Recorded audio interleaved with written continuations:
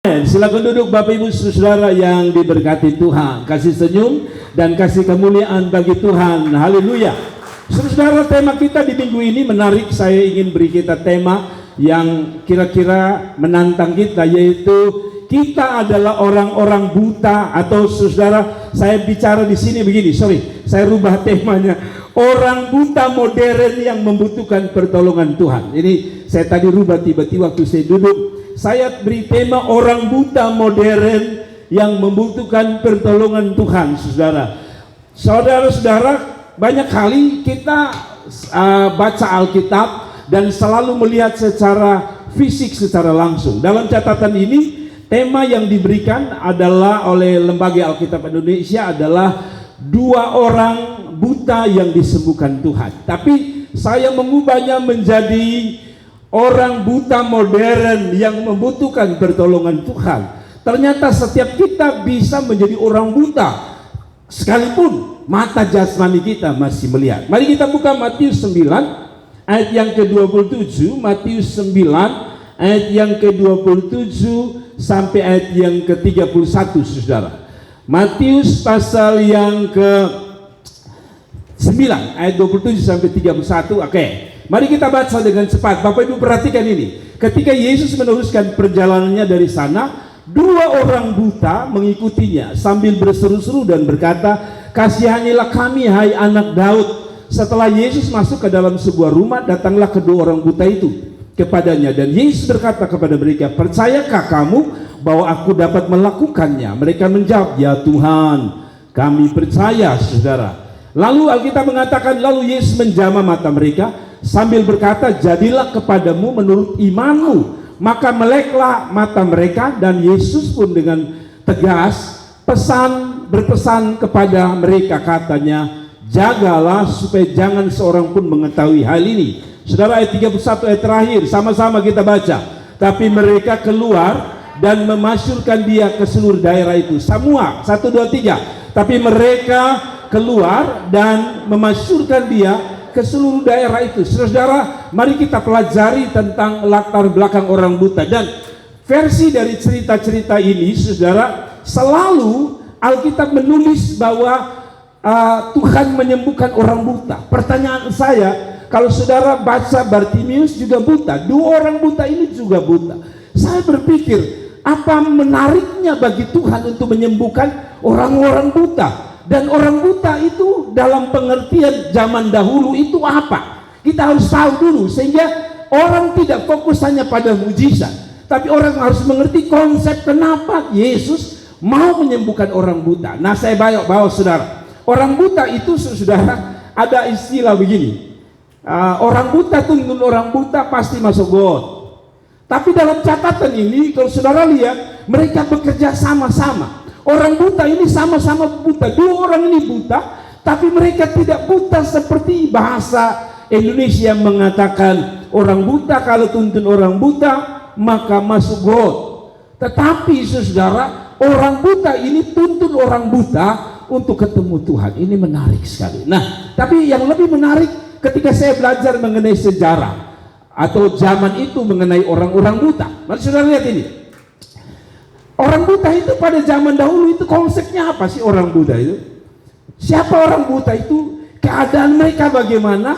Apakah seperti orang buta yang kita lihat hari ini? Kalau saudara lihat orang buta hari ini, orang-orang cacat hari ini, itu sudah diberi fasilitas. Negara memberi mereka fasilitas. Misalnya, kalau saudara bikin gereja modern di Jakarta, saudara harus menyiapkan 1 jalur khusus untuk orang-orang disabilitas, orang-orang yang memiliki kebutuhan khusus. Jadi di Jawa sudah mulai melakukan itu. Jadi misalnya orang-orang cacat stroke, mereka harus ada seperti tangga naik untuk dorong kereta mereka.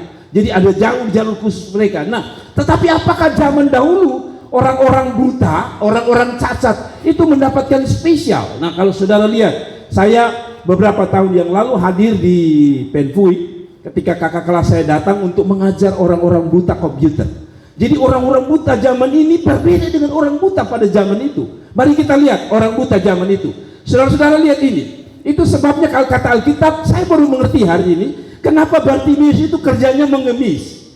Ternyata ini sejarahnya, ini latar belakangnya. Jadi saudara-saudara, dalam kondisi di dunia kuno pada waktu itu, salah satu dampak negatif terburuk adalah sangat sedikit atau bahkan tidak ada pekerjaan yang tersedia bagi penyandang tunanetra untuk menopang kehidupan mereka. Jadi begini saudara, kalau sekarang ini saya punya tukang pijat, saya dengan ibu gembala, itu orang buta saudara, dan mereka bisa kerja apa saja ya saudara. Sekarang dengan teknologi yang tinggi, dengan huruf braille dan juga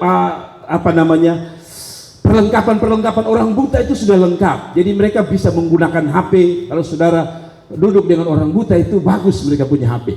Kalau kita kan harus baca, mereka tidak. Mereka ada seperti HP untuk kalau mereka dorong ke bawah, nanti tulis, misalnya saudara tulis Johnny Siku, maka dia akan dikasih tahu Johnny Siku. Kalau saudara taruh ke bawah lagi, nanti dia bilang Martin Melu.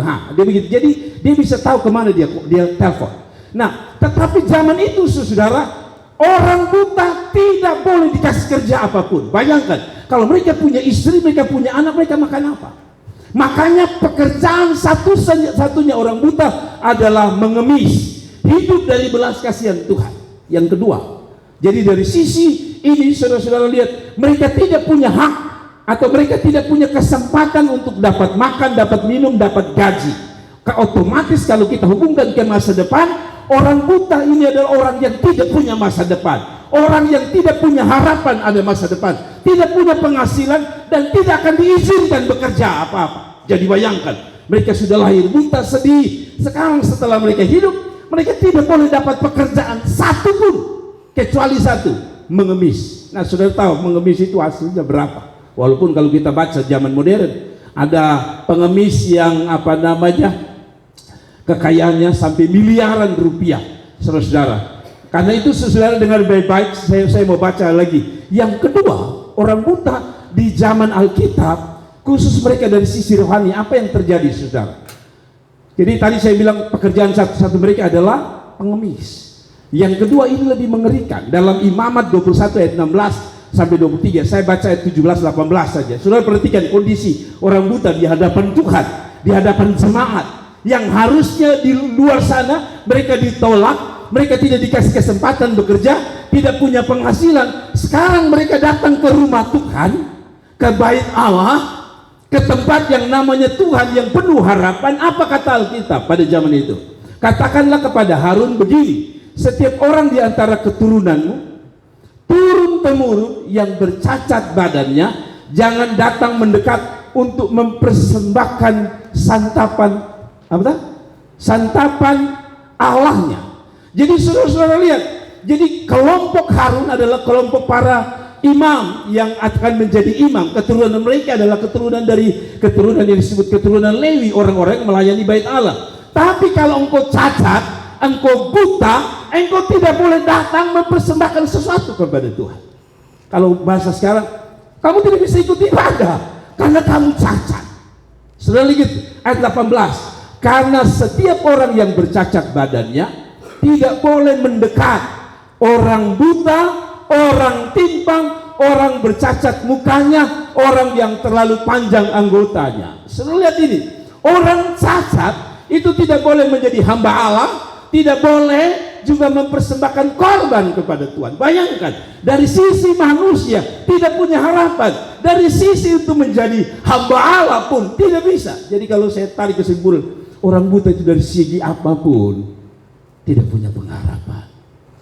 Sekarang saudara mengerti ya, kenapa Tuhan begitu ingin sembuhkan orang buta? Karena kalau tidak disembuhkan, lihat risikonya besar. Pertanyaan saya saudara, apakah kita merasakan ini? Kalau saya tarik kesimpulan, orang buta ini mengalami tiga hal ini. Pertama, secara fisik, jasmani, mereka menderita secara fisik. Kenapa menderita? Apa-apa harus butuh orang tuntut. Ya, saya lihat orang buta, kadang-kadang saya berhenti, saya muat, saya kasih naik. Kenapa saudara? Kadang-kadang ketika saya lihat mereka jalan itu, lalu mereka tabrak mobil saudara. Hati saya sedih sekali. Saya bilang, Tuhan terima kasih, mata saya masih bisa lihat. Jadi mereka tabrak mobil, kadang-kadang mereka mau nyebrang itu bisa berjam-jam. Apalagi kalau tidak ada orang yang ambil tangan mereka. Jadi saya tak biasa turun dan saya tanya, mau nyebrang ya? Oke, saya kasih nyebrang. Bayangkan kita yang mata sudah melek saja, kita mau nyeberang saja hari-hari ini di Kota Kupang, mengerikan. Mereka sangat secara fisik menderita. Secara mental tadi mereka tidak dikasih kerja. Sisi lain ketika datang pada rumah Tuhan, mereka tidak diberi kesempatan bisa melayani, mempersembahkan korban. Yang ketiga, secara rohani tidak dipedulikan Tuhan, dalam tanda kutip ya. Menurut tadi imamat tadi, saudara lihat hidup orang buta ini, kenapa Tuhan, saya baru tak pahami hari ini, kenapa Tuhan peduli dan Tuhan mau sembuhkan mereka. Nah, pertanyaan yang sederhana begini, Anda orang buta? Apakah jemaat saudara orang buta? Saya tanya saudara, saudara buta? Tidak. Saudara bisa melihat saya dengan jelas? Itu karena saya hitam, lalu saudara bilang agak kabur-kabur sih. Saudara bisa lihat saya dengan jelas, berarti saudara bisa melihat. Tapi pertanyaannya adalah, tadi saya bilang orang buta modern yang memerlukan Tuhan. Saudara, saya orang buta. Dari mana saya tahu bahwa kita orang buta? Ini saudara, kita orang buta yang persis sama seperti dua orang buta ini memerlukan Tuhan. Saya coba bawa saudara pada ayat-ayat ini. Saya kayak next sheet saja. Saudara lihat ini. Apa itu orang buta menurut orang buta modern menurut saya? Satu, mereka yang secara fisik buta, benar-benar buta, yaitu seperti teman-teman kita yang tukang pijat, yang suka bawa hasil pekerjaan tangan mereka jual di jalan. Itu orang buta secara fisik. Tapi yang kedua, buta rohani. Kalau saudara baca perjanjian lama, buta selalu identik dengan buta rohani, tidak kenal Tuhan dengan baik. Yang ketiga, buta melihat Tuhan. Ya, ada orang buta lihat Tuhan. Ya, sudah lihat Tuhan bekerja, tapi buta juga bahwa Tuhan lihat. Nah, seperti saya sering angkat, saya bilang gini, ketika kita ditolong atau mengalami sebuah pertolongan, ketika kita mengalami pertolongan itu, bukan nama Tuhan yang kita tonjolkan, tapi benda atau orang lain. Contohnya begini, bahwa kita ternyata buta. Waktu seperti saya sudah bilang, ketika pesawat kita naik, hampir jatuh, angin hantam, menerpa, lalu kita berteriak, Tuhan tolong. Tapi waktu kita mendarat, sampai di bawah kita bilang apa? Pilotnya mantap. Itu sebenarnya saya definisikan sebagai orang buta rohani. Lihat Tuhan, minta tolong Tuhan, tapi nama yang didapat adalah manusia. Sakit berat, Tuhan kayaknya betul mati. Kebetulan ketemu orang di pasar bilang, lu minum jahe tambah dengan lengkuas sedikit, tambah dengan merica sedikit, jadi RW. Maksudnya tidak, tapi akhirnya saudara sembuh. Yang saudara cerita apa? Untung beta ketemu orang, jadi dia kasih itu resep, lalu saya sembuh. Menurut saya saudara buta, sebab yang saudara minta adalah pertolongan Tuhan. Amin. Mereka yang tidak mengenal Tuhan, mereka yang tidak punya masa depan, saya anggap buta. Kita semua orang buta. Siapa yang tahu besok terjadi apa-apa dalam hidup saudara? Ini hari kita bisa makan minum lengkap, besok kita bisa makan kosong. Itu membuktikan bahwa kita buta. Buta akan apa? Masa depan. Berarti kita orang buta, betul ya? Lalu apa lagi? Mereka yang tidak tahu siapa mereka. Begini saudara, ini agak keras. Pernah Yesus bilang begini, kamu pintar melihat selumbar di matamu, tetapi balok di matamu kamu tidak lihat. Ini orang buta yang paling mengerikan. Hanya pintar menilai orang lain, tapi tidak pernah pintar untuk menilai diri sendiri. Menurut saya ini golongan apa? Golongan orang buta. Kalau begitu, setiap kita juga ada buta. Dan yang terakhir saya mau jelaskan, kembali pada konteks ini. Tadi saudara lihat, hanya satu alasan dia buta, dia tidak boleh kerja, itu berarti dia tidak punya penghasilan. Kalau dia tidak punya penghasilan, dia tidak bisa memberi makan keluarga. Kalau dia tidak bisa memberi makan keluarga, maka saya tarik kesimpulan dia tidak punya harapan dan masa depan. Saudara lihat ini, hari-hari ini kita seperti orang buta kan? Saya punya anak misalnya, tes polisi, semua lulus, tapi saya tidak tahu bagian mana dia tidak lulus. Biasanya kita seperti orang buta, ada saja alasan untuk kita tidak mendapat masa depan. Contoh, ada satu orang bilang sama saya, Bapak, Saya pu anak ini lolos semua. Hanya gara-gara tinggi saja, kurang 2 cm. Saya suka kasih dia minum susu, apalagi mau susu apa, semua saya kasih tahu susu. Yang lain dia bilang, Bapak semua susu saya sudah beli, tapi mau naik 2 cm tidak. Gara-gara 2 cm dia tidak bisa jadi polisi. Ini persis seperti orang buta. Kita orang buta, pada saat kita punya kekurangan, kesempatan kita mendapatkan sesuatu itu pun hilang. Betul ya? Contoh lagi, katanya kakak saya kebetulan hanya SMA dan dia bekerja di Bank NTT. Dia pintar luar biasa, kakak perempuan saya. Dia sudah promosi cukup tinggi di Bank NTT, tapi dia tidak bisa jadi direksi. Satu, karena dia punya pendidikan hanya SMA. Kualitas otaknya luar biasa. Tapi karena dia punya kekurangan, yaitu dia tidak sarjana, maka dia tidak bisa naik sampai di direksi. Bayangkan, ini persis orang buta tadi. Hanya gara-gara buta tidak bisa naik hidupnya. Kita pun punya potensi buta, kita semua punya kekurangan. Kalau begitu saudara, setiap kita punya alasan, kita perlu Tuhan. Amin. Ada orang bilang begini, ada pekerjaan bagus, tapi lu punya ijazah apa? Sedangkan kita mungkin ijazah tidak setinggi orang lain.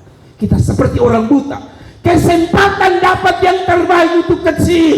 Tapi mari kita belajar, di dalam Tuhan selalu ada kesempatan. Orang buta ini akhirnya bisa melihat. Kenapa Tuhan harus sembuhkan dia bisa melihat? Supaya satu, dia dapat pekerjaan. Kedua, kalau dia dapat pekerjaan, dia dapat hidup. Kalau dia dapat hidup, dia punya masa depan. Makanya Tuhan harus sembuhkan dia. Kita pun semua membutuhkan Tuhan, supaya kita bisa lihat hari esok yang lebih baik. Kasih tepuk tangan untuk Tuhan. Jadi saudara sudah mengerti ya, bahwa ternyata kita semua orang buta, saudara. Amin. Amin. Kenapa saudara tidak bisa jadi DPR seperti orang lain? Karena kita punya kekurangan-kekurangan seperti orang buta itu. Kenapa kita tidak bisa jadi orang luar biasa? Karena kita punya potensi kekurangan persis seperti orang buta ini. Tapi sudahlah, kita belajar bagaimana supaya kita bisa lepas dari buta itu. Tidak bisa lihat masa depan, tidak bisa lihat apalagi hal-hal yang luar biasa di masa yang akan datang.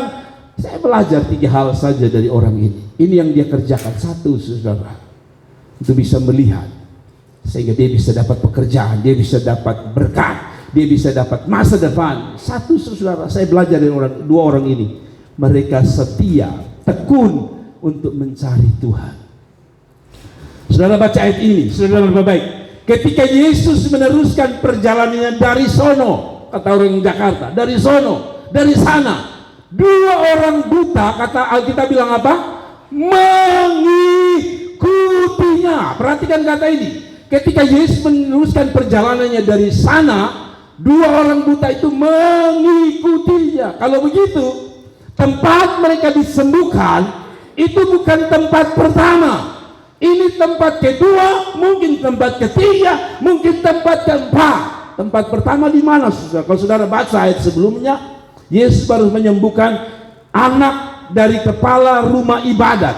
Berarti orang buta ini, bayangkan, mereka kemana-mana dengar Yesus sembuhkan, mereka pergi. Oh, ada Yesus di situ. Ketika orang itu disembuhkan, mereka belum. Tapi mereka tidak kecewa dengan Tuhan. Mereka ikut dari tempat rumah ibadat atau kepala rumah ibadat yang anaknya sakit pendarahan. Mereka ikut, padahal mereka belum sembuh. Bisa saja mereka bilang gini, kok di situ saja tidak sembuh, nah buat apa saya cari dia? Buat apa saya ikut dia? Tapi Alkitab bilang begini, walaupun dia mungkin kecewa di situ, dia tidak berhenti ikut Tuhan. Dia ikut lagi satu tempat yang lain, dan di tempat inilah dia bisa mengalami mujizat. Saya kasih tahu saudara, ikut Tuhan kadang-kadang apa yang kita harapkan hari ini mengecewakan. Tapi teruslah ikut Tuhan. Tidak ada kata amin. Hari ini saudara datang di tempat ini tidak apa-apa. Hari ini jadwal ibadah kakak Novi yang pimpin, besok kakak Kiki yang pimpin. Tidak masalah. Yang Tuhan mau adalah di tengah-tengah engkau belum dapat jawaban, kesetiaanmu cari Tuhan harus terus terjadi. Dan akhirnya kita baca bahwa orang ini disembuhkan Tuhan. Dari mana? Dari Tuhan lihat. Yang menarik ini saudara, siapa yang tahu bahwa orang-orang buta ini ada ikut mereka?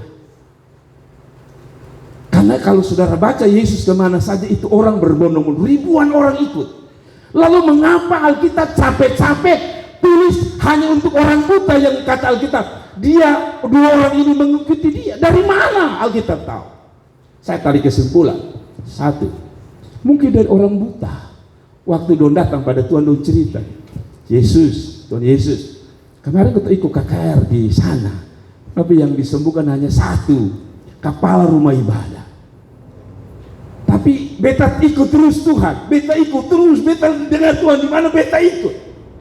Mungkin satu, Alkitab catat karena orang itu yang cerita. Kedua, mungkin para murid yang tanya, kenapa capek-capek mau datang? Beta ikut di sana mah, beta masih yakin beta Tuhan tolong di sini. Dan yang ketiga, Yesus adalah Allah dan dia mah tahu. Bisa saja dia yang kasih tahu para murid. Ini orang-orang ini saya lihat dengan mata saya sendiri dan kematahuan saya tahu mereka ini tidak bosan-bosan ikut saya. Walaupun belum sembuh mereka ikut. Kira-kira itu logika saya berpikir. Hari ini Minggu berapa? 15 Oktober 2022 mungkin Tuhan kita mau kita di ibadah ini. Tapi belum, Tuhan tolong ikut dia terus. Sampai mungkin 24 Desember 2023. Belum! Ikut dia terus! 2024. Sampai matanya mengalihkan dan dia bilang, ini orang nih, kita harus tolong. Karena dia punya hati luar biasa. Dia cari beta dimanapun. Kasih tepuk tangan itu dia. Saya kasih tahu saudara, tidak ada perkara yang sia-sia Anda cari Tuhan. Nah pertanyaannya, mengapa Anda harus cari Tuhan? Mengapa Anda harus ikut Tuhan? Kemana saja dia pergi? Sudah sembuh? Sudah ditolong Tuhan atau belum? Cari dia, ikut dia. Kenapa? Karena biasanya kalau orang yang sama ikut kita mudah hafal orang itu. Sekarang hampir semua saya bisa hafal nama saudara, karena setiap minggu saudara ada bersama saya. Saya bisa sebut satu persatu sampai anak kecil. Saya bisa sebut. Bahkan yang suku luar dari Nazaret saya bisa sebut. Kenapa? Karena sudah biasa ketemu saya. Saya bisa hafal. Jadi Yesus lihat, ini orang kemarin dia ada. Saya biasa khotbah di persekutuan doa. Dan hampir semua orang persekutuan doa di Kota Kupang ini saya suruh lihat di muka, saya tahu ini persekutuan dari mana, persekutuan dari mana. Kenapa? Karena ketemu yang sama. Maksud saya begini saudara, mengapa kita harus mengikuti Tuhan? Ketika Anda benar-benar setia ikut Tuhan, dengar baik-baik, dengar pernyataan saya. Ketika Anda setia ikut Tuhan, perhatikan, para murid tidak perhatikan dia, orang buta ini. Perhatikan, Alkitab tidak bilang orang buta ini dilihat para murid. Tapi Alkitab bilang yang melihat mereka siapa? Tuhan. Apa artinya? Ketika Anda ikut Tuhan dengan setia, walaupun belum dapat jawaban, Anda sedang menarik perhatian Tuhan pada hidup saudara. Saya ulang ya saudara, waktu saudara ikut Tuhan, setia ikut Tuhan, hari ini belum dapat perhatian Tuhan, tapi lama-kelamaan Anda sedang menarik Tuhan, perhatian Tuhan ke dalam hidup saudara. Saya sudah punya banyak cerita. Ketika saya berdoa, cari Tuhan, melayani Tuhan, tapi tidak dapat apa-apa, saya terus setia. Kenapa? Karena saya tahu pasti satu saat dia akan lihat saya. Amin. Dalam pernikahan, katanya, saya tidak tahu. Katanya, kalau bapak-bapak itu dia buat kesalahan, sekali saja dia sadar, dia datang minta maaf. Betul minta maaf. Tapi katanya kalau ibu-ibu itu kalau bapak salah, dia simpan. Kata Alkitab, matahari naik turun lompat-lompat, dia belum bisa memaafkan. Dan cara laki-laki itu paling gampang. Biasanya rata-rata, saya tidak tahu. Tapi dalam pernikahan saya itu, saya sudah tahu kalau saya itu istri sudah diam. Padahal dia tidak bisa. Biasanya saya, kalau dia masih tidur, saya kili-kili dia. Kili-kili, maksudnya dia tertawa. Tapi perempuan itu kalau dia marah, lu kili-kili juga sama bos. Nah, itu dia hanya lihat. Saya pikir lagi bagaimana caranya. Dia tidur lagi sekili-kili di bagian kaki tanpa marah. Tapi ada waktu, ada titik yang saya akan tahu bahwa dia akan senyum. Misalnya dia marah, lalu saya bilang, "Wih, marah saja, cantik begini, apalagi senyum." Itu dia bilang, "Mengkira. Dia senyum mulai keluar sedikit." Saya kasih tahu saudara bahwa ada waktu di mana saudara mendapatkan titik itu. Tuhan pun demikian. Akhirnya nanti saya dapat perhatian penuh pada waktu saya temukan, oh itu dia yang mau. Setelah saya pijat kakinya, baru dia bilang, "Tahu, saya pijat ini betis sakit." Nah, saya suka ketemu. Tapi untuk dapat itu titik itu butuh waktu. Itulah perempuan. Demikian dengan Tuhan, saudara. Terus ikut dia, sampai engkau dapat perhatian Tuhan. Ada amin. Ikut dia, belum dijawab, ikut dia. Dan saya percaya, kalau saudara baca Alkitab, semua orang yang tetap ikut Tuhan, akhirnya dapat perhatian Tuhan. Waktu saudara dapat perhatian Tuhan, saya selalu bilang, waktu saudara dapat wajahnya, selalu saudara dapat kedua tangan Tuhan, yaitu pekerjaan dan kuasa Tuhan. Kasih tepuk tangan yang meriah untuk Tuhan. Waktu saya baca ini, saya bilang ini orang buta hebat. Kalau orang bisa melihat saja kadang-kadang sesat ya. Cari alamat saja sesat. Ada orang bilang begini, "Ini Bapak pergi sampai di situ rumah ketiga. Lalu Bapak belok kiri. Setelah rumah ketiga Bapak belok kiri, Bapak ambil belok kanan. Nanti ada tiang bendera." Masalahnya tiang bendera hampir semua orang punya ada. Tapi kita sering kali lupa, betul ya? Kita lupa di mana atau penjelasannya. Tapi dengar baik-baik. Demikian dengan Tuhan. Kadang-kadang Tuhan izinkan perjalanan hidup kita rumit, sulit, tapi terus ikut Tuhan. Karena tidak ada yang sia-sia dengan Tuhan. Saudara dengar baik-baik. Hanya mereka yang punya hati dan kerinduan yang dapat melihat Tuhan. Mata jasmani tidak menjamin orang bisa lihat Tuhan. Apa maksudnya, saudara? Saudara tahu sampai hari ini Israel, perhatikan. Orang Israel itu sampai hari ini, makanya saudara-saudara kita dari Muslim selalu kasih video di mana ada orang Kristen jalan, lalu orang Yahudi, orang Kupang bilang sonde nodek, sonde toy. Kenapa? Karena bagi orang Israel, orang Yahudi sejati sampai hari ini, mereka belum mengakui Yesus adalah Mesias. Mereka tidak pernah mengakui bahwa dia juru selamat, dia Tuhan. Belum, mereka tidak akui sama sekali. Kalau Yahudi sejati, bayangkan, dia sudah datang 2000 tahun yang lalu, sampai melakukan pekerjaan-pekerjaan yang menurut Alkitab, termasuk menyembuhkan orang buta, menyembuhkan sakit kusta. Saudara tahu, orang Yahudi itu tahu bahwa yang bisa sembuhkan orang sakit kusta, menyembuhkan orang buta, lumpuh berjalan, itu hanya Tuhan Allah. Tapi bayangkan, Yesus sudah sembuhkan, mereka tidak bisa lihat Yesus sebagai Tuhan sampai hari ini. Padahal mujizat itu terjadi di depan para imam-imam besar. Ini yang Yesus bilang begini, saudara. Mereka dengar tapi tidak mendengar. Mereka lihat tapi tidak bisa lihat. Saudara lihat, mata mereka lihat Yesus, orang lumpuh jalan, buta lihat, tapi mereka tidak mengakui. Mereka bilang, "Oh, dia anak Yusuf dan Maria tukang kayu." Mereka tidak bisa lihat dia sebagai Tuhan. Saudara, bukankah hari-hari ini banyak orang belum bisa lihat Yesus sebagai Tuhan? Saya sebut orang buta. Amin. Tidak heran kalau ada orang-orang garis keras di sana yang mengatakan, "Tuhan, kita manusia, Tuhan kok telanjang di atas salib." Karena tidak semua orang diberi kesempatan bisa melihat. Hanya mereka yang dipulihkan Tuhan yang bisa melihat Tuhan. Saudara lihat, dulu kita tidak suka yang namanya ibadah kan?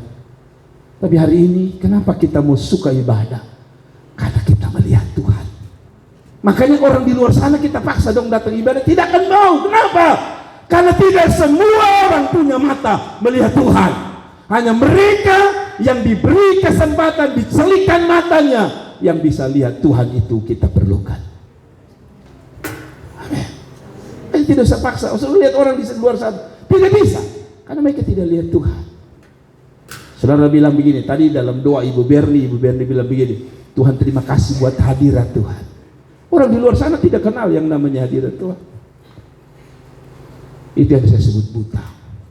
Sudahlah, saya mau bawa kepada saudara sekarang. Saudara mengerti bahwa orang buta banyak sekarang ya. Di tengah-tengah kita banyak orang buta. Ada saudara nangis-nangis, orang lain ini gila mungkin, ibadah-ibadah menangis. Kenapa? Karena mereka tidak lihat Tuhan. Kita kadang-kadang menangis karena kita lihat Tuhan. Kita rasakan Tuhan.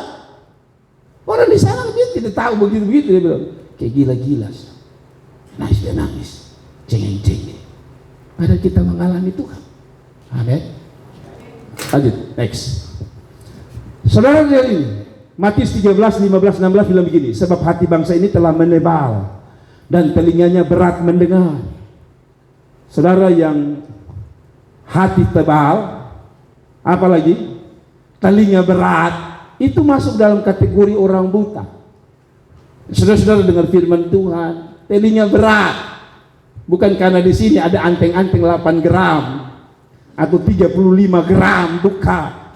Tapi telinga berat ini gambaran orang yang tidak suka dengar firman Tuhan, apalagi mentaatinya. Anda masuk dalam golongan buta. Dengar firman Tuhan tapi mereka. Anda dengar firman Tuhan tapi di tempat saudara buka WA, Facebook. Banyak orang sekarang ibadah begitu, telinga berat. Dia dasar khotbah terlalu lama, dia mulai buka status. Jadi pendeta kira dia senyum, dia pendeta padahal dia ada senyum. Dia buka TikTok. Kebetulan khotbah dari gembala agak lucu, dia ketawa jadi gembala pikir, oh puji Tuhan, dia ngerti. Ada dia tidak ngerti, saudara. Ada amin. Ada amin. Saudara sudah lihat buta. Apa dia bilang?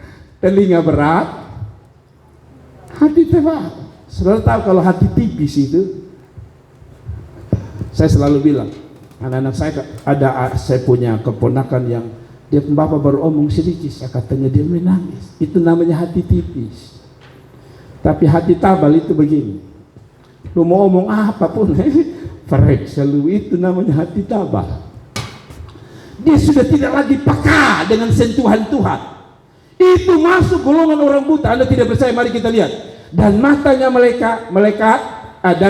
melekat tertutup, supaya jangan mereka melihat dengan matanya dan mendengar dengan telinganya dan mengerti dengan hatinya, lalu berbalik sehingga aku menyembuhkan mereka.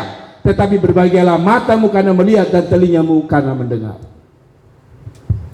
Banyak orang buta, lihat, rasakan, alami, tapi tidak melihat Tuhan. Makanya saya selalu kasih ingat Bapak Mama, ketika orang buta itu begini, yang terakhir orang buta itu begini. Orang yang hanya lihat, sekali saya ulang-ulang, orang yang hanya lihat berkat Tuhan dan lupa Tuhan, saya sebut sebagai orang buta. Kenapa? Karena matanya kalau lihat berkat, tepe. Kalau lihat proyek, tepe. Tapi kalau lihat Tuhan, mata tertutup. Artinya enggan untuk cari Tuhan. Anda masuk orang buta. Ketika fokusmu lebih banyak kepada berkat dan bukan kepada Tuhan, saya sebut Anda buta. Ngerti ya? Makanya tidak heran orang sibuk apapun, yang penting harta dunia, dia lupa Tuhan. Saya sebut Anda masuk dalam galangan buta. Ngerti ya? Ada Tuhan di situ dan Tuhan yang kasih kita berkat, tapi ketika kita lupa, itu namanya buta rohani. Ngerti ya? Kita bernapas, kita sehat, kita bisa makan, kita bisa minum, kita bisa memiliki semua, tapi Anda tidak cari Tuhan, Anda buta namanya. Anda butuh Yesus untuk sembuhkan Anda. Ngerti ya? Anda kuliah sampai lupa cari Tuhan, Anda buta. Karena matamu hanya bisa melihat dunia, Anda tidak bisa lihat Tuhan. Orang yang melihat adalah dia bisa lihat semua. Anda bisa lihat saya semua, mulai dari rambut saya sampai baju saya, karena Anda bisa lihat semua. Tapi kalau orang buta itu, dia hanya tidak bisa lihat apa-apa. Ketika saudara hanya bisa lihat berkat Tuhan, Anda buta. Tapi ketika Anda bisa lihat berkat Tuhan, orang bilang tape mata, terbuka mata lebar-lebar, harusnya matamu juga bisa terbuka untuk Tuhan dalam ibadahmu. Arti maksudnya, berarti kita orang buta. Sudahlah, saya tidak akan buang waktu. Tapi yang kedua, bagaimana supaya Tuhan bisa pulihkan kita yang buta ini, menyadarkan kita yang buta ini? Yang kedua, cara kedua adalah teruslah berdoa. Ini pelajaran sederhana, tapi banyak orang tidak suka dengan yang namanya berdoa. Setia dan terus-menerus berdoa kepada Tuhan sampai sesuatu terjadi. Saudara lihat ini. Bukan hanya dia ikut Tuhan, dan dua orang buta itu mengikutinya sambil berseru-seru. Alkitab tidak bilang dia hanya berseru. Alkitab menggunakan dua kata berturut-turut, berseru-seru. Kalau berseru itu satu kali, Jordan itu satu kali. Tapi kalau berseru itu ulang-ulang, Jordan, dia tidak dengar, Jordan, dia tidak dengar, Jordan. Itu namanya berseru, berseru-seru. Jadi saudara mengerti ya? Berarti berseru, berdoa bukan satu kali pekerjaan, tapi berdoa adalah sesuatu yang dilakukan terus menerus sampai Anda lihat Tuhan bekerja. Karena ternyata dari kata itu muncul kata keraso. Dalam bahasa Yunani keraso. Keraso itu ditulis dalam ayat ini sebagai continuous participle yang menggambarkan tindakan yang sedang berlangsung dan akan terus berulang-ulang. Bukan satu peristiwa tunggal. Jadi maksudnya begini saudara, berseru-seru itu tidak bisa Anda lakukan 1-2 kali saja. Banyak kali kita putus asa karena kita bilang, ayo Bapak, 10 kali kau bisa berdoa, mana? Kata berseru-seru itu terus dilakukan. Dan orang ini saya percaya mungkin di rumah, kepala rumah ibadah, mereka dia sudah berseru mungkin. Saya tidak tahu. Mungkin di jalan juga dia sudah berseru-seru. Tapi sampai di situ dia masih berseru-seru. Apa artinya?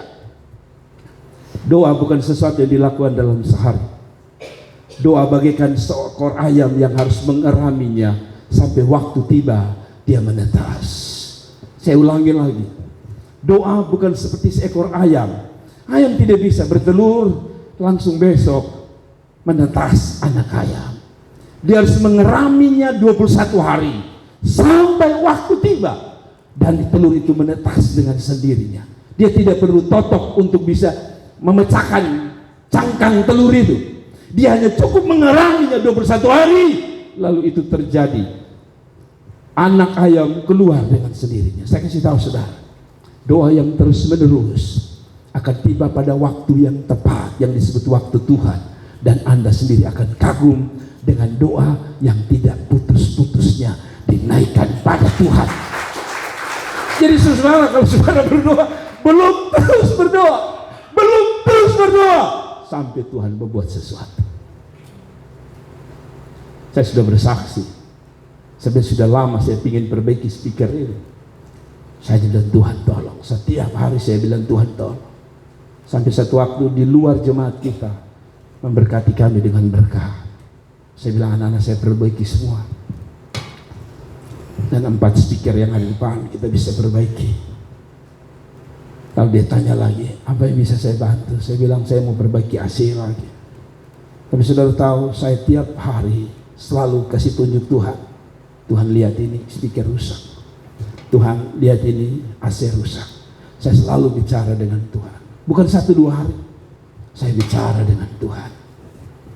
Kesaksian kemarin saya ke kongres itu kami lakukan berbulan-bulan. Saya dan istri selalu bangun pagi berdoa untuk bisa ke kongres. Berbulan-bulan. Bukan berhari-hari, berbulan-bulan. Tapi Tuhan jawab tepat waktu. Sebelum kongres, semua orang sudah daftar, kami 2 belum. Tapi kami terus naikkan doa. Dan hari H, kami bukan hanya pergi, kami pulang dalam keadaan cukup berkat. Apa artinya? Jangan berhenti berdoa. Tapi berdoalah sampai sesuatu itu terjadi dalam hidup saudara. Amin. Jemaat, saya tahu putus asa kita. Sering kita semua putus asa. Ketika doa kita tidak dijawab Tuhan. Tapi itu tantangan. Dan itu kesempatan. Iblis tahu. Semakin engkau banyak berdoa, iblis tahu engkau semakin dekat dengan jawaban. Makanya iblis selalu kasih kita, kalau bukan roh malas, roh ngantuk. Kalau nonton TV itu 3 jam kita mata terbuka. Tapi coba Anda tes doa saja 5 menit. Pertama masih dengar pujian keras, ku menyembahmu, wah keras. 15 menit dia suara makin pelan. 15 menit lagi dia pun suara tidak terdengar, hanya dengungan seperti tawon. Itu tanda-tanda zaman. Lalu terakhir tiba-tiba dia diam. Itu bukan dia saat teduh, saudara. Itu saat untuk dia mulai tertidur. Kadang-kadang kita pikir, siannya kau muda sana tuh. Kemarin hari Jumat saya perhatikan dalam keadaan menyembah, saya selalu kalau sudah ngantuk, saya ada caranya. Kalau saya ngantuk, saya berdiri, saudara. Dalam doa puasa saya berdiri supaya jangan ganggu saya. Kalau saudara duduk terus, saya sudah lihat banyak yang doa itu. Kamu ada satu ada, tapi dia pegang mic itu luar biasa. Saya pikir dia sedang saat teduh, tapi ketika saya dekat-dekat dia, ternyata kepalanya hampir terlepas. Oh, baru saya tahu dia bukan saat teduh, dia lelah. Dia terlalu lelah dalam hadirat Tuhan. Saudara-saudara, setan tahu doa itu jangan terus menerus, Anda pasti lelah. Amin. Siapa yang punya pengalaman begitu? Kemarin Pak Pendeta bilang, saya mau janji saya berdoa. Wah, Yesus mandi, duduk baik, putar lagu, musik keras-keras, dengan awal saya Bapak 10 menit, 15 menit, 30 menit, apalagi 30 menit. Yesus bilang sama Tuhan, Tuhan maaf ya Tuhan, roh memang penurut, daging lemah. Kita istirahat dulu Tuhan, besok berbetul lanjut ya Tuhan. Yang lebih parah, ada orang baru doa 3 kata, Bapak di surga, selamat malam doa. Dia baru Tuhan dia sedia. Dan saudara tahu dia pun amin besok pagi. Ketika dia bangun, terima kasih Tuhan, amin. Itu tanda bagaimana Tuhan mau jawab doa saudara kalau doa model begitu. Amin. Apalagi kalau saudara ikut saya pun gaya doa. Saya dengan Ibu Gembala pun gaya doa itu sederhana, matono. Di tempat tidur, konsentrasi. Tapi saya lihat ada yang matono mau coba-coba ikut saya. Tiba-tiba di badan belakang subengkau. Dia kasih lurus, saya bilang selesai dulu, selesai. Jadi doaku belum naik ke Tuhan, sudah putus di jalan. Tapi Alkitab bilang terus menerus berdoa. Saya tahu Anda ketawa karena itulah pengalaman Anda. Tapi saya kasih tahu saudara, besok coba lagi saudara. Nanti saudara bisa konsep. Dulu saya 5 menit saja. Itu kalau saudara, kalau nyanyi enak saudara, apalagi kalau nyanyi banyak orang. Tapi yang susah itu sendiri-sendiri. Kalau nyanyi banyak orang itu, makanya kadang-kadang saudara, saya biasa doa puasa itu keliling kadang-kadang. Saya lihat ada yang tidur, saya karena tidak mungkin kasih bangun dia. Amin. Dia kaget dalam nama Yesus. Itu bukan saya hanya mau ke dalam nama, tapi saya bangunkan dia. Amin. Bapak-bapak, mama-mama, kalau bapak-bapak begitu pakai itu suara. Tahu yang di depan tadinya. Amin. Kas bangun santia. Ada. Sebab setan paling tidak suka orang berdoa. Saya ulangi lagi, setan paling tidak suka Anda. Amin. Apalagi kalau sepulang kerja capek-capek, sepulang kerja capek, mai tua kasih makan enak-enak, perut kembung mengkilat. Jangan coba-coba lu berdoa. Saya yakin gagal. Ada amin. Lalu sudah capek, makan banyak, lalu sudah bilang saya mau ambil waktu 2 jam berdoa. Itu bohong. Daging babi 3 kilo masuk ini, dia tarik mata turun. Oke, sudahlah, kita tidak bahas itu. Tapi maksud begini, saudara, teruslah berdoa. Ada amin. Siapa mau terus berdoa, kasih tepuk tangan untuk Tuhan Yesus. Haleluya. Yang terakhir, saudara-saudara, iman mereka luar biasa. Walaupun buta, yang namanya buta tidak bisa lihat Tuhan. Padahal iman-iman modern itu lihat baru imannya muncul. Amin ya. Orang tawarkan bisnis saja, saudara bilang, beta pernah. Kenapa? Karena kita belum lihat. Manusia seringkali orang bilang jadi apa? Thomas. Ini bukan Thomas semata. Thomas itu selalu punya pengertian adalah kalau beta belum lihat, beta tidak percaya. Dan orang Kupang punya bahasa. Biji mata kalau sudah lihat, lu omong banyak bisa percaya. Beta harus lihat dulu baru beta percaya. Itu disebut Thomas. Jadi siapa yang kasih nama Thomas itu artinya lihat baru percaya. Padahal iman yang benar percaya baru melihat Thomas. Percaya baru melihat Tuhan. Makanya jangan kawin dengan orang-orang yang nama Thomas. Tidak. Nama Thomas tidak boleh ikut Thomas yang dulu. Thomas harus Thomas modern. Amin. Mereka memiliki iman dan percaya pada kuasa Tuhan. Ini jawaban yang terakhir. Bagaimana supaya bisa lihat masa depan, lihat pemulihan. Ayat 28 bilang begini. Setelah Yesus masuk ke dalam sebuah rumah, berarti kemungkinan Yesus itu masuk satu rumah ke satu rumah. Mereka sabar. Datanglah kedua orang buta itu kepadanya dan Yesus berkata kepada mereka, percayakah kamu bahwa aku dapat melakukannya? Mereka menjawab, ya Tuhan, kami percaya. Orang biasa bilang percaya itu omong gampang, tetapi prakteknya susah. Betul tidak? Omong percaya itu gampang, tapi prakteknya susah.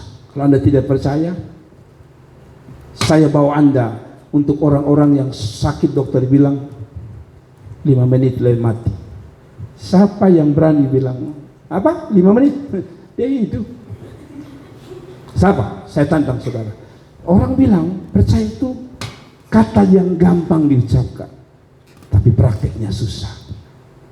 Justru karena praktek ini susah, Tuhan mau Anda melakukannya. Kenapa? Karena hanya dengan iman kita lihat pertolongan Tuhan. Kalau gampang, buat apa lagi kita percaya? Percaya itu katanya perlu latihan, saudara. Perlu apa? Latihan. Ya, doa ini kali dia mati. Besok pergi lagi cari orang sakit lagi, doa dia mati. Kata, saya ingat Pak Paryaji almarhum ajar kami berdoa seperti ini.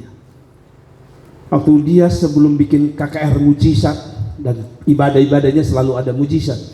Menurut dia begini, waktu dia belajar pertama kali 2 orang mati, besok 2 orang mati, lusa 2 orang mati lagi.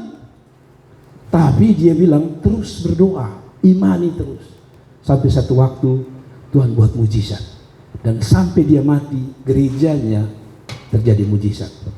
Orang bilang percaya itu tidak gampang, tapi kalau Anda sudah biasa percaya kepada Tuhan, jadi gampang. Saya omong itu karena begini, saya mungkin tidak lihat mujizat terlalu banyak dalam kesembuhan, tapi dalam praktek hidup saya melihat iman selalu menolong saya dalam hidup ini. Waktu saudara lihat bisnis saudara mulai turun, kadang-kadang kita butuh satu kata, iman, percaya. Saya suka ada beberapa jemaat di sini yang selalu bilang begini, Bapak, beta prinsip cuek saja di hidup, nikmati saja. Karena beta yakin selalu ada berkat Tuhan untuk ketemu. Saya kalau dengar jemaat omong begini, saya bilang ini bagus. Ini namanya iman. Cuek. Kenapa? Karena makin kita pikir, kata Alkitab, tidak ada orang yang karena kekhawatiran menambahkan sehasta sekalipun. Kalau begitu cuek saja. Imani, percaya. Seperti kata Alkitab, kalau burung di udara dia pelihara, apalagi kita.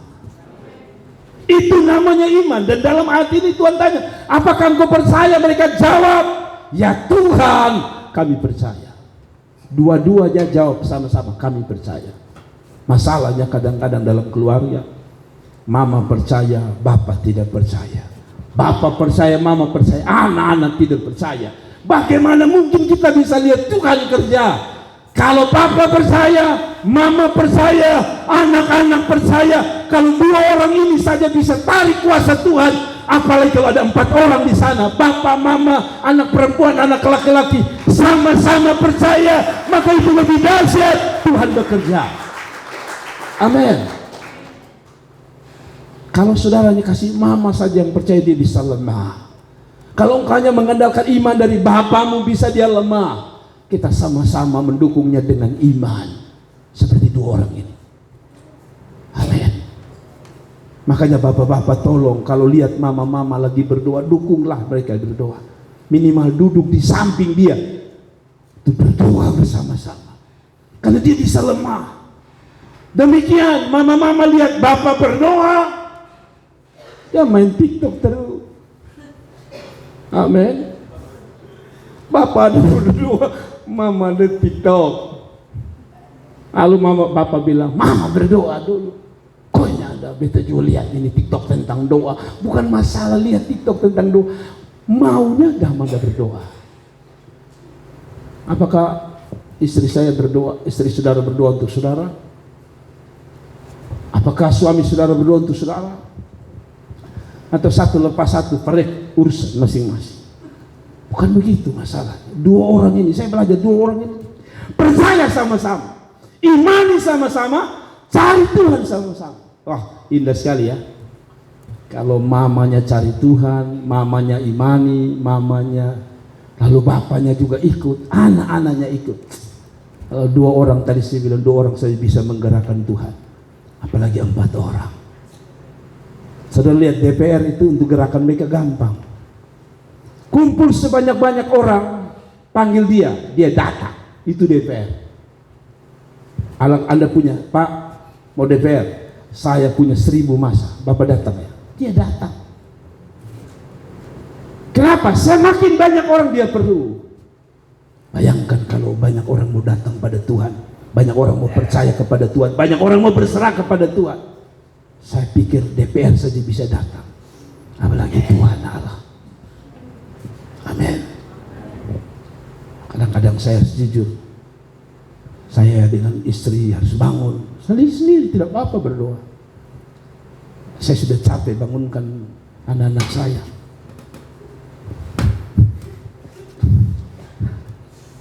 Saya dan istri sudah tahu jam pagi bangun mulai doa. Anak-anak saya harus dibangunkan, bangun ya, berdoa. Kalau saya lagi baik, saya kasih bangun, sayang, bangun berdoa. Tapi kalau saya lagi spanning, hei, bangun berdoa. Tapi kan tidak enak tuh, saudara bangun, karena saudara takut, tak dapat apa-apa. Amin. Saudara hanya panggilan Bapak Jerry, bukan Bapak Yesus, sudah tidak dapat apa-apa. Amin. Karena itu biarkan Tuhan bangunkan saudara. Tidak ada kata amin. Rata-rata kita dibangunkan. Yang tersinggung pasti marah saya, lihat saya tajam. Tapi coba bangunkan diri saudara. Amin. Bangunkan diri saudara untuk mulai berdoa.